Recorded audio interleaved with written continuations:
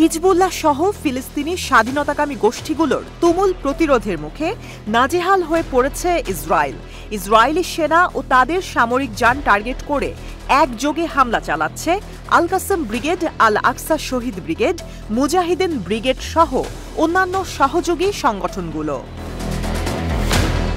19 August ফিলিস্তিনি এবং আঞ্চলিক প্রতিরোধ গোষ্ঠীগুলো বেশ কিছু সফল অপারেশনের কথা জানিয়েছে। এদিন আল কাসাম ব্রিগেডের যোদ্ধারা রাফার পশ্চিমে তাল আল সুলতান এলাকার বদর ক্যাম্পে আল ইয়াসিন 105 শেল দিয়ে ইসরায়েলি সাঁজোয়া যানে হামলা চালায়। একই এলাকায় একটি D9 সামরিক বুলডোজার সহ 3টি ইসরায়েলি মেরকাভা ট্যাঙ্কেও হামলা করে তারা। এছাড়া খান ইউনিসের হামাদ শহরে ইসরায়েলি বাহিনীকে টার্গেট করে মর্টার শেল ছোড়ে তাদের যোদ্ধারা। এদিন আল কুদস ব্রিগেডের সাথে এক যৌথ অভিযানে তেল আবিবের একটি ইহুদি উপাসনালয়ের কাছে আত্মঘাতী বোমা হামলার কথাও জানিয়েছে আল কাসাম ব্রিগেড।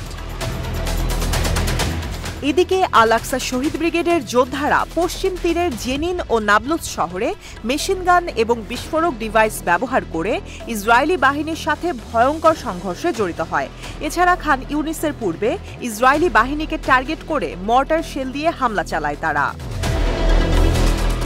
অন্যদিকে পশ্চিম তীরের নাবলুস শহরের আল মুরিজ স্ট্রিটে ইসরায়েলি সামরিক বাহিনীর একটি উচ্চ ক্ষমতা সম্পন্ন বিস্ফোরক ব্যবহার করে শত্রুদের ওপর হামলা চালায় তারা। এদিন আনসার ব্রিগেডের সাথে একটি যৌথ অভিযানও পরিচালনা করেছে আল আকসা শহীদ ব্রিগেড।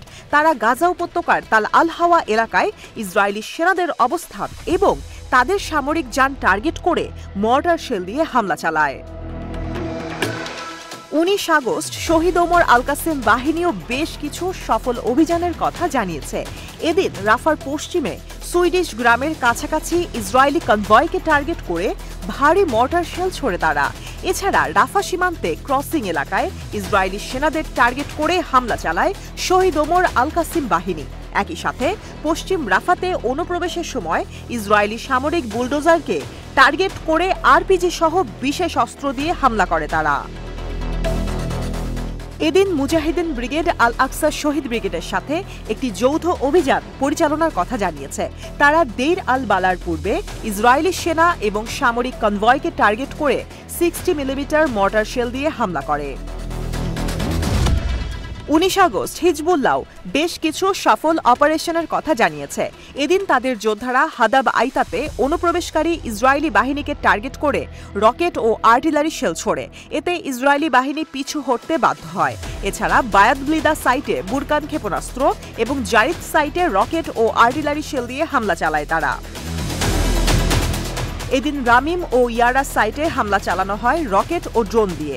লেবাননের শেবার জেবডাইন সাইট ও কাফার শোবার আল সামাকা সাইটে আর্টিলারি শেল ও বিশেষ অস্ত্র দিয়ে হামলা চালানো হয়। শোমেরার বসতিতে অবস্থিত ইসরায়েলি সামরিক ভবনেও রকেট হামলা চালানো হয় বলে জানিয়েছে হিজবুল্লাহ।